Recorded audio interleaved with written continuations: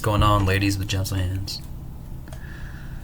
Today is August 2nd, and this year's going by really fast.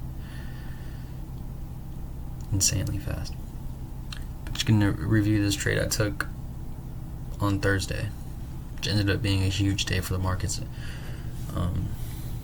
It had been pumping for a couple weeks, ever since,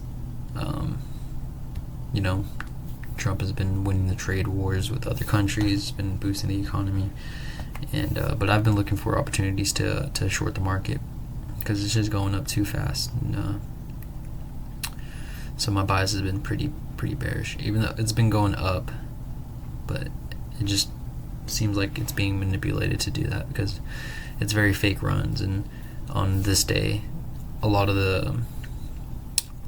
the growth that it had gained, it took it all back within a day or two. So,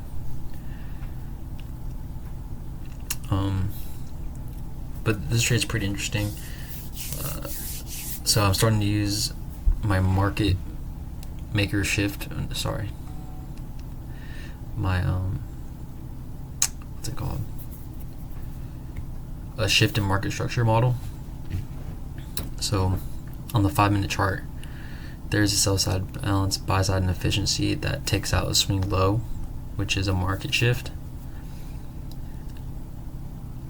If it takes out a swing low, then it's a market shift towards sell side liquidity, and if it takes out a swing high, it's a market shift towards buy side liquidity. In like basic terms, there's a lot more that goes to it, but so the green box is my entry on the 5-minute chart. I just took the low-hanging fruit and took like the easiest entry because I felt like it was gonna go away from me, but I ended up taking a lot of heat on the trade. But every time a new swing high is created, that's an intermittent term high. So my stop loss was on the previous swing high when I first got into the trade, and once it made a new one and filled up a gap, I moved it to that swing high. And it kind of shows how precise this logic is, because my stop loss is so close, but I'm able to hold on because I know like the logic is there, and it makes sense to keep my stop there because the bias of the day was just so bearish that I was confident enough to keep some tight stop losses, like protecting my capital as much as I can, because I'm just trying to get better at that, preserving my capital, because it's a big deal when I start trading with like prop firms, like firms that like lend you money to trade with.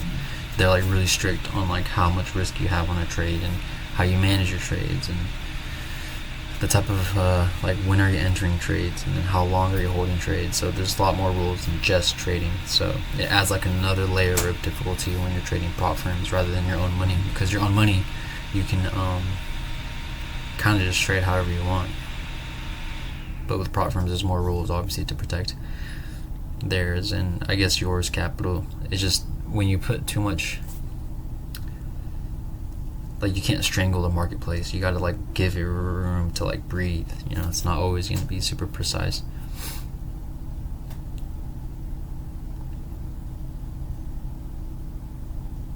But yeah, I wasn't worried here because I knew there was some gaps it was just trying to fill before making a big move down. And the power of 3 is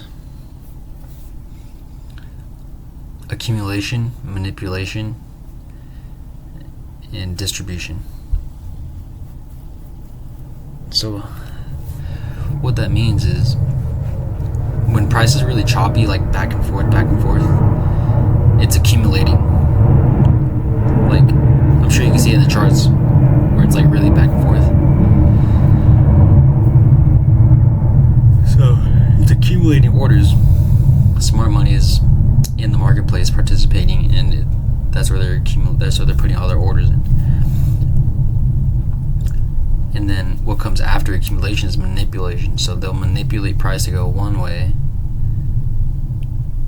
even though the true bias is the opposite way. It's to get retail traders or breakout traders to follow the trend and get stopped out or put orders in so that they can stop them out coming on the way down. So it's accumulation,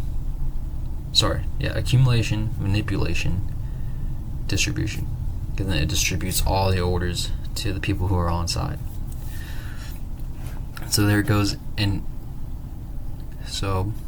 then power of 3, that's power of 3 at the basic foundation, but the actual catalyst to using power of 3 is marking the midnight price open for New York session and also the 8:30 open. So you can enter trades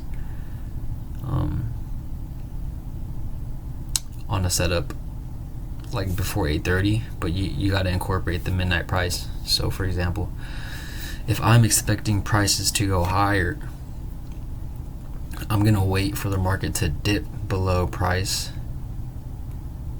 the midnight open price, which I have marked on the screen here on the left. Or we'll just use my trade for this example. So I waited for price to book above the midnight open price. It also purged buy side liquidity. See, I have it marked on the right hand side. It's on the 4-hour chart, so it looks weird. But I have it marked buy side raid because there's no more buy side liquidity for it to go for. There's sell side liquidity though. So you wait for price to go above midnight open while also sweeping liquidity on the buy side.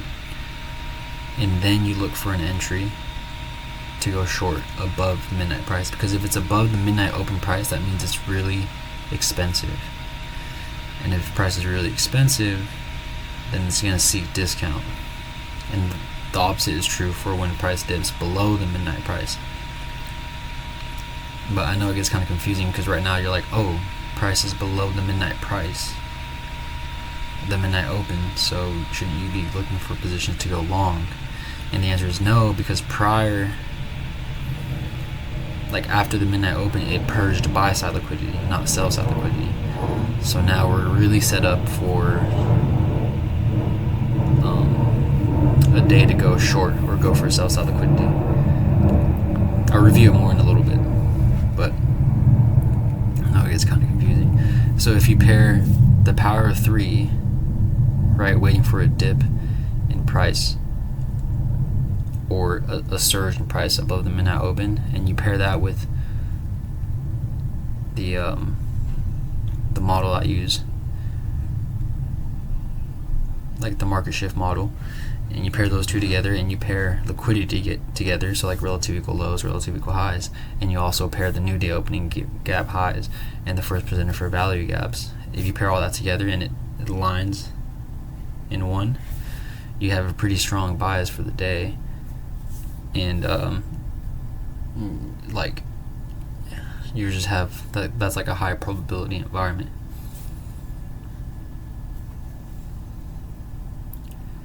So that was a trade there, and there you can see inversion fair value gap way above the midnight price. So that was like, I guess, the best entry to hold overnight. But I mean, a lot of people aren't comfortable with just,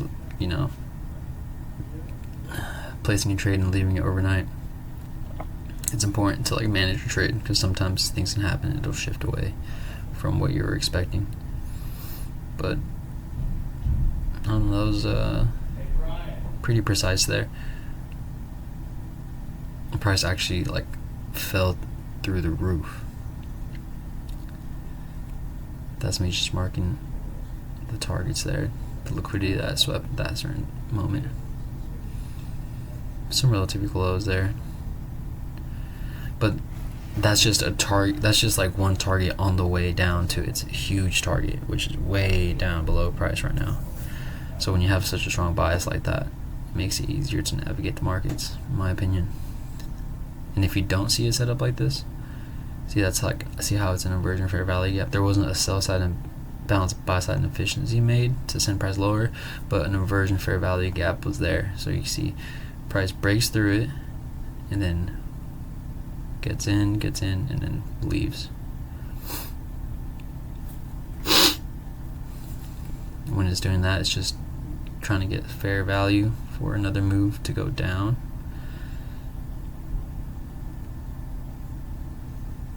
So using that entry would have been safe too, because your stop loss wouldn't have been hit.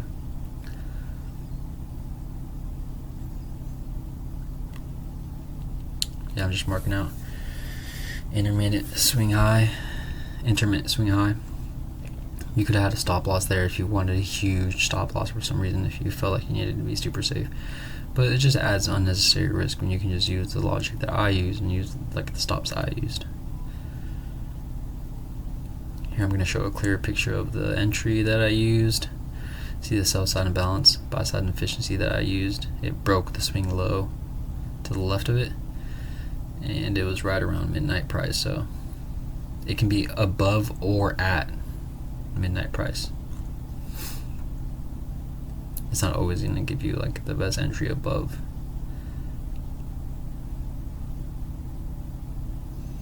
Midnight price, and it's the same thing for the 8:30 price. So if it's going to be a really down day, it'll do the same thing twice. So it would be like the midnight open, it manipulates, it goes higher, it gives you an entry to go lower, and then it goes lower for like until 8:30, and then 8:30 hits, and then it will go higher again to manipulate people to get out, or if they have trailing stop losses, they'll get stopped out, and then it'll continue to its higher time frame objectives, being like the 4-hour chart and the daily chart. That's usually what helps you like fine tune your like real daily objectives. If I had 2 dozen roses. But yeah, this trade was pretty good. I didn't trade that much this week, just because there was big news this week. There was like non-farm payroll Friday. There was FOMC the day right before this day, and that day was terrible price action. And but Thursday was the only day that didn't really have anything too crazy. Weeks like this, just gotta really like be more careful and pick and choose, like stick with your idea, because there's gonna be a lot of manipulation, and you know, it's just how it be.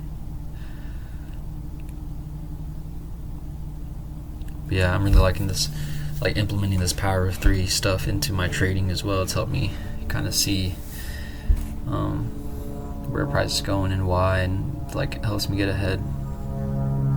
But yeah, that was pretty precise take profit. I mean, it was just that one little wick that clipped me in for my order.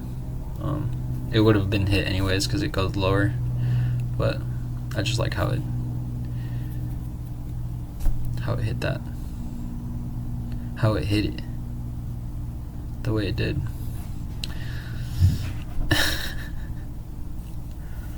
But yeah, gonna get into some more trades this week, see what I can get cooking. I'm pretty bearish until the market shows me otherwise. From now on, I'll probably only be taking shorts if I can find like really good short entries, like on this day.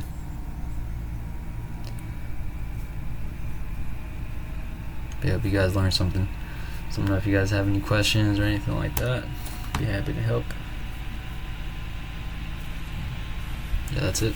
Peace out.